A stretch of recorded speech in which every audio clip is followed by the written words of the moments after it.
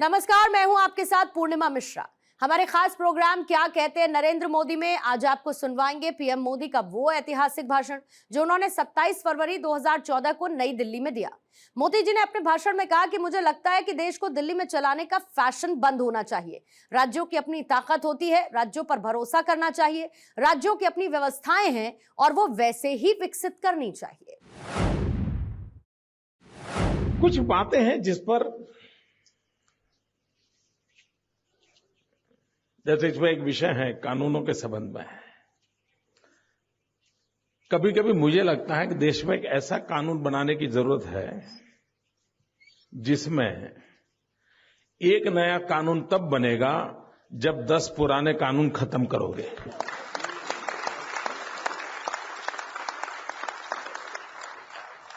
कानूनों का इतना जाल बिछा दिया गया है 60 साल में।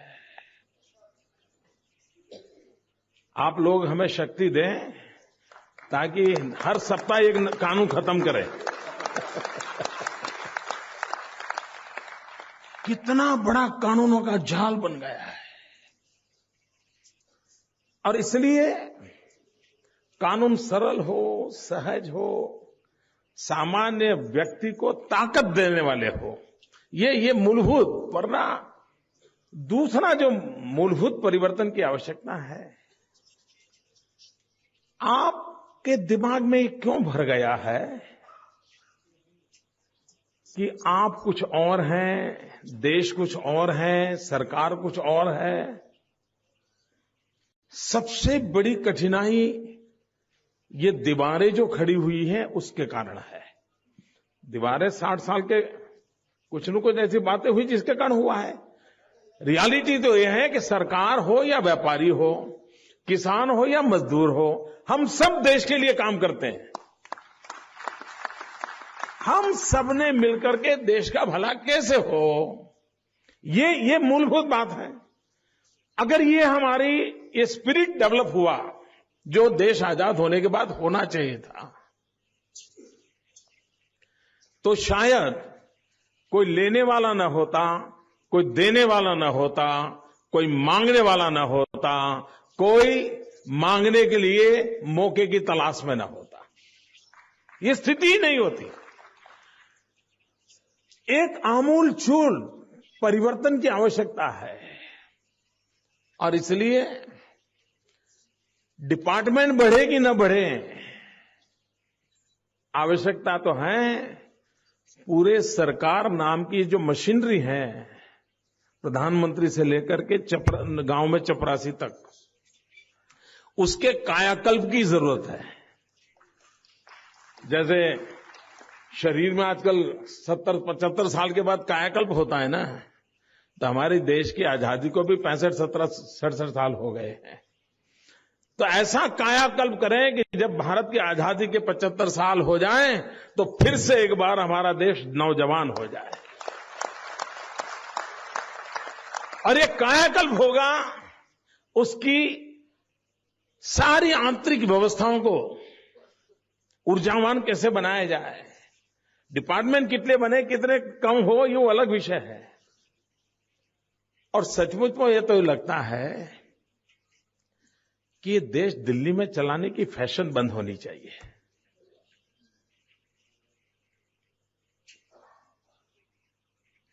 राज्यों की अपनी ताकत होती है, राज्यों पे भरोसा करना चाहिए, राज्यों को वहां की व्यवस्थाएं क्या है विकसित वैसे करनी चाहिए। हमारे पूर्वजों की कमाल देखिए साहब, उनकी अर्थनीतियां कैसी होती थी, समाज नीतियां कैसी होती थी और जीवन को ताकत कैसे मिलती थी।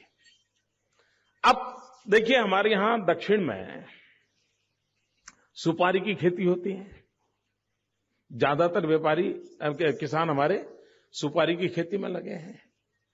मुझे बताएं कोई भाई, किसी विज्ञान ने ये सिद्ध किया है क्या कि सुपारी से ये फायदा होता है, हेल्थ को ये फायदा होता है, न्यूट्रिशन में ये फायदा होता है? किसी ने, मैंने तो नहीं पढ़ा अभी तक। तब हमारे पूर्वजों ने क्या दिमाग लगाया जी कि ये सुपारी का कोई हेल्थ वैल्यू तो है, दिखता नहीं है, तो ये सुपारी बेचने वाला रोटी कैसे कमाएगा, खाएगा, पेट कैसे भरेगा? तो हमारे पूर्वजों ने क्या किया? सुपारी को पूजा में बड़ा महत्वपूर्ण स्थान दे दिया,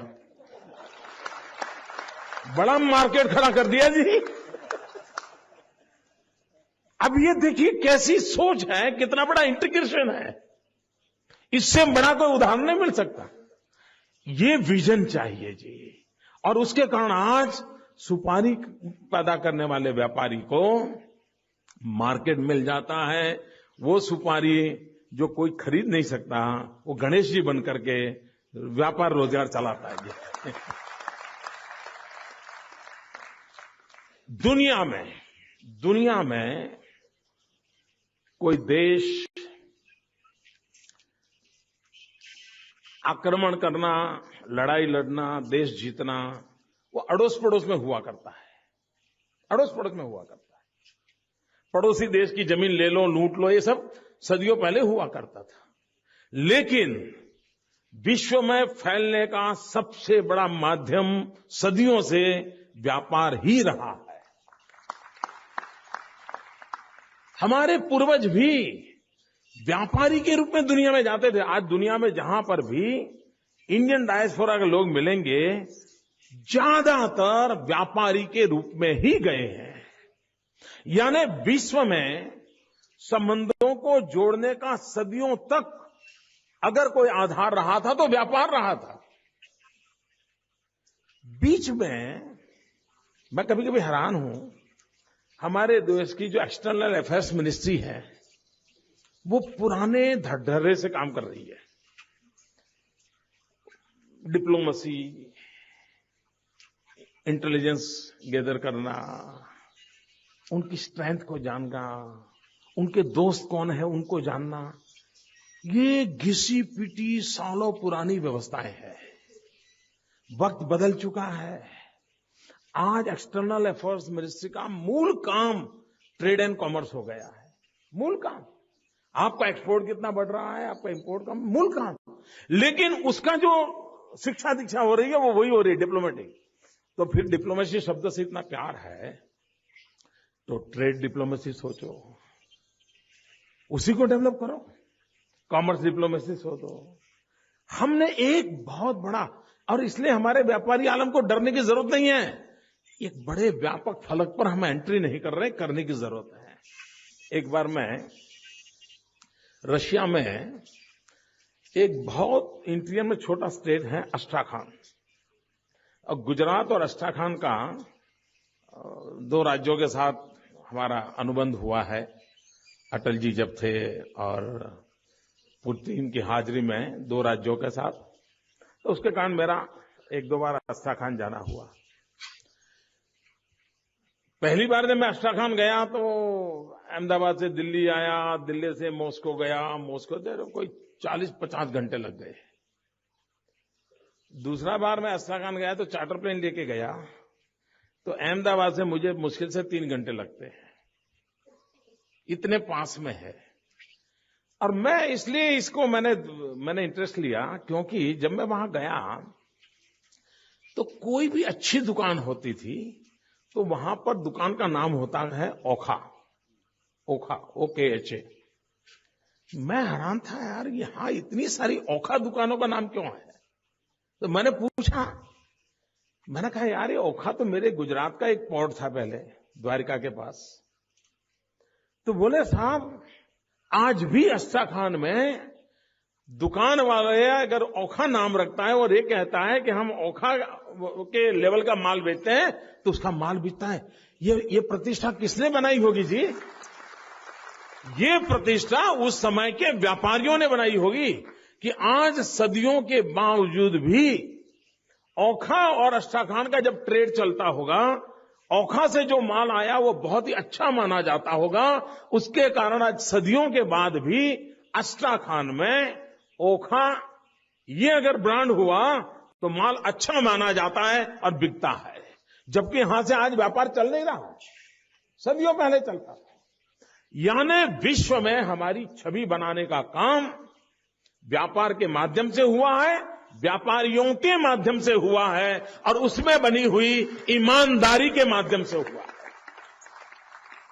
इस ताकत और हैसियत को जो जानता है, देश का गौरव करता है, वो हिंदुस्तान के आर्थिक व्यवस्था की ये रीढ़ की हड्डी है हमारी व्यापारी आलम। व्यापार का पूरा दायरा एक बहुत बड़ी रीढ़ की हड्डी है। वो रुष्ट पुष्ट होगी तभी तो देश के शरीर का अर्थतंत्र चलेगा। और इसलिए हम कन्विंस हैं, हमें ये समझने की आवश्यकता नहीं, हम समझते हैं ये।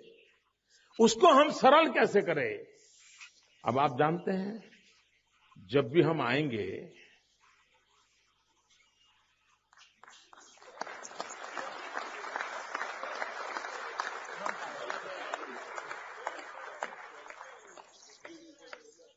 नहीं, मैं कहता हूं जब भी हम आएंगे, भले 60 दिन बाकी हो,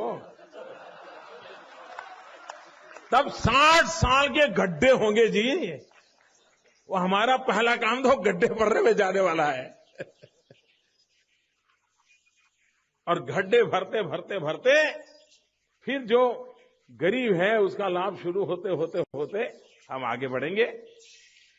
लेकिन हम इस बात में विश्वास करते हैं। दूसरी बात है, मैं नहीं जानता हूं पॉलिटिकली मुझे ये बात बोलने से फायदा होगा कि नुकसान होगा, लेकिन अगर फायदे वाली बात बोलूं तो नरेंद्र मोदी नहीं है। मैं अपने फायदे के लिए पैदा ही नहीं हुआ, ना अपने फायदे के लिए जीता हूं। आप चाहे या ना चाहे, हमने ये वैश्विक जो चैलेंजेस हैं व्यापार जगत में, उससे डरने की जरूरत नहीं है दोस्त। इसको हम अपॉर्चुनिटी में कन्वर्ट करें। ये ऑनलाइन ये होगा तो हम मर जाएंगे। अरे क्या बात करते हो भाई, कैसे मर जाओगे? अगर वो 10 कदम आगे जाते तो हम 15 कदम आगे जाए। दुनिया को मालूम नहीं है कि हमारे पास क्या है, और इसलिए डरे बिना इस स्थिति का हम फायदा उठाएं।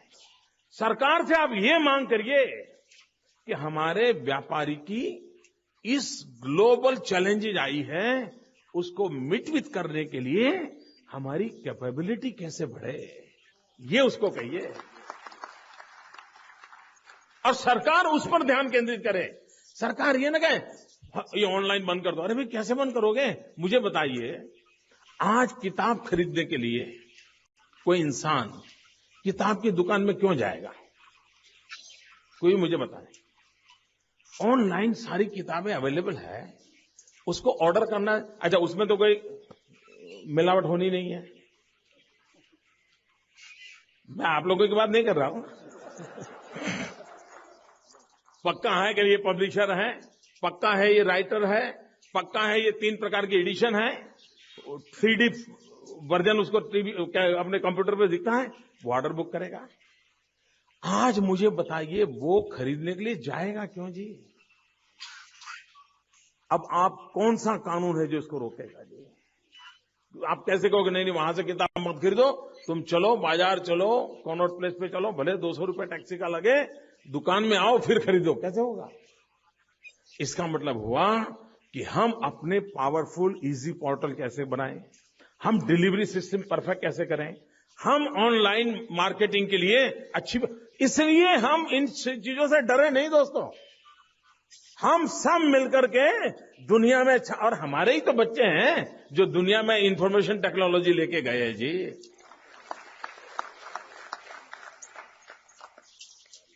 हमने आधुनिक विज्ञान और टेक्नोलॉजी को स्वीकार करना होगा।